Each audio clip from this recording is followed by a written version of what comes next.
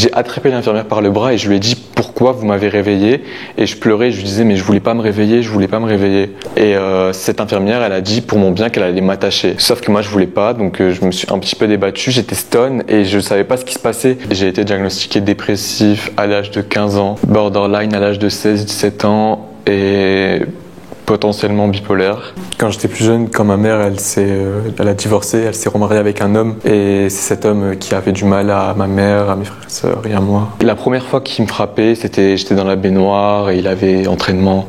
Et il voulait que je me lave vite, je lui ai répondu que j'allais faire vite. J'étais en mode oui, j'ai entendu, mais j'étais enfant, j'avais 6 ans. Il m'a pris par la gorge, j'étais tout nu et il m'a mis contre le mur de la salle de bain. Et il m'a hurlé dessus parce que je lui avais mal parlé. Ma mère, elle est venue, elle m'a découvert dans la salle de bain avec lui, et au final, il a frappé ma mère dans les pièces derrière. Et ce jour-là, je me rappelle, j'avais eu tellement peur que j'ai cru que c'était de ma faute. Je m'en voulais. Ça me faisait du mal de voir ma mère souffrir et j'entendais ses cris tout le temps, donc j'avais souvent peur de rentrer de l'école et de me dire elle sera morte, parce que des fois il a frappé vraiment fort. À l'école, j'ai toujours été rejeté par rapport à mon style vestimentaire. Pour eux, j'étais super efféminé, puis je traînais avec des filles, donc c'était différent.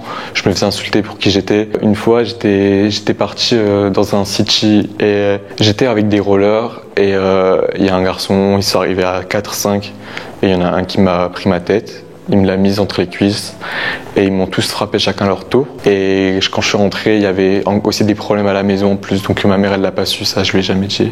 Quand je voulais chercher refuge chez moi, je le trouvais pas auprès de tout le monde, et malheureusement c'était pas de la faute de ma mère, elle faisait tout, mais j'étais quand même oppressé, j'avais peur de tout ce qui allait se passer.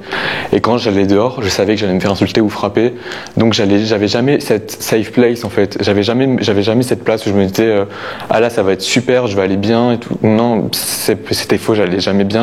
Je me rappelle, j'étais en cours d'espagnol et je regardais la vitre et j'avais pas envie de travailler, et je me disais dans tous les cas la vie tu vas te suicider et tu le sais en fait. Je préparais des notes, je préparais des textes, des lettres. J'étais sûr de le faire, je voulais plus vivre. En avril, j'ai fait un premier acte avec des médocs qui m'a emmené à l'hôpital.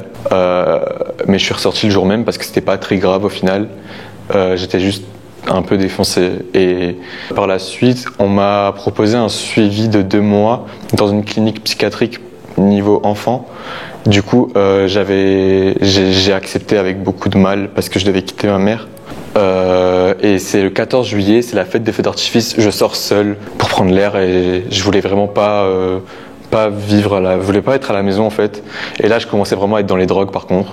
Donc je faisais un peu n'importe quoi avec mes médocs, j'étais tout le temps défoncé. Puis je rentre le 15, je fais une crise et je prends beaucoup de cachets au final et je tombe dans la salle à manger et je me souviens plus de rien. Mon grand frère me retrouve le lendemain et il a appelé ma mère qui était partie avec les enfants dehors et il lui dit maman, la Lib elle respire plus et il y a de la mousse dans sa bouche. Ma mère appelle les pompiers, elle était en panique totale parce qu'au final c'était de plus en plus grave et du coup il décide de me mettre dans le coma pour que je survive. Je suis dans le coma quelques jours, quelques semaines, peut-être moins d'une semaine. Et je me réveille et c'est là que je suis vraiment à l'ouest. J'ai attrapé l'infirmière par le bras et je lui ai dit pourquoi vous m'avez réveillé, et je pleurais, je lui disais mais je voulais pas me réveiller, je voulais pas me réveiller. Et cette infirmière, elle a dit pour mon bien qu'elle allait m'attacher. Sauf que moi je voulais pas, donc je me suis un petit peu débattu, j'étais stone et je savais pas ce qui se passait. Du coup je suis en hôpital psychiatrique un temps, je me fais diagnostiquer borderline à l'hôpital psychiatrique après cette tentative, parce qu'ils ont compris la crise suicidaire, etc. Le fait que d'un coup j'ai explosé et j'ai refait un coma en février où j'avais accumulé beaucoup de médicaments depuis le mois d'octobre. Je prends plus de 300 médicaments que j'avais accumulés pour mourir.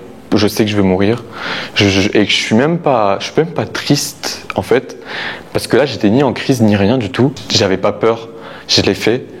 Et bon, je me suis quand même réveillé, mais beaucoup plus longtemps après. Mais c'est vrai que là c'est la dégringolade, je prends de la drogue, je commence à devenir un toxicomane, genre, sincèrement, parce que c'est la psychiatre qui me l'avait dit que j'étais toxicomane et j'arrivais pas à le prendre au sérieux. Mais quand je voyais que tous les jours j'avais besoin de ma dose, et que sinon je pétais un câble, mais littéralement j'avais arrivé à des stades où j'étais en crise, où je me claquais le crâne et je me disais j'en ai besoin. On était en septembre 2023 et dans ma tête je pensais vraiment avoir fini cette guérison spirituelle et mentale et physique. Je décide de rencontrer quelqu'un sur internet. Ce garçon, on se rencontre chez lui et je finis séquestré, frappé. Je reçois beaucoup de coups et abusé sexuellement avec des coups pendant, etc. C'était horrible. Je suis viré de l'appart à moitié nu, donc j'ai mon pantalon, j'ai pas ma chemise. Je la remets sur la route, je pleure jusqu'à un magasin. J'en parle à la femme qui vendait les bijoux, les pierres, etc. Et elle appelle la police. Ma mère vient, on fait des tests avec le médecin généraliste, mais c'était vraiment un truc qui m'a vraiment fait du mal cette année. C'est un truc qui est encore là, présent. Pour aller bien, j'ai commencé à faire de la méditation, à travailler sur mon moi intérieur, sur mon âme, sur l'énergie du monde, etc. Ça m'intéressait énormément et c'est vraiment quelque chose qui m'a aidé, la méditation, parce que c'est vraiment un travail avec l'âme. Je sais qui je suis maintenant, je sais ce que je vaux et ça m'a aidé dans tout, je veux dire, estime de soi, confiance en soi, façon d'être et ce que je veux réellement, et je sais qui je suis en fait. La spiritualité, mon côté spirituel, ça m'a vraiment ouvert, ça m'a vraiment aidé. Il y a beaucoup de jeunes qui vivent ces périodes et qui n'en parlent pas. Et moi, je veux juste leur dire qu'il y a forcément quelque chose de meilleur dans l'avenir. Et surtout, n'oubliez pas d'en parler et de demander des professionnels de santé, c'est très important. Ils ont forcément des solutions pour vous.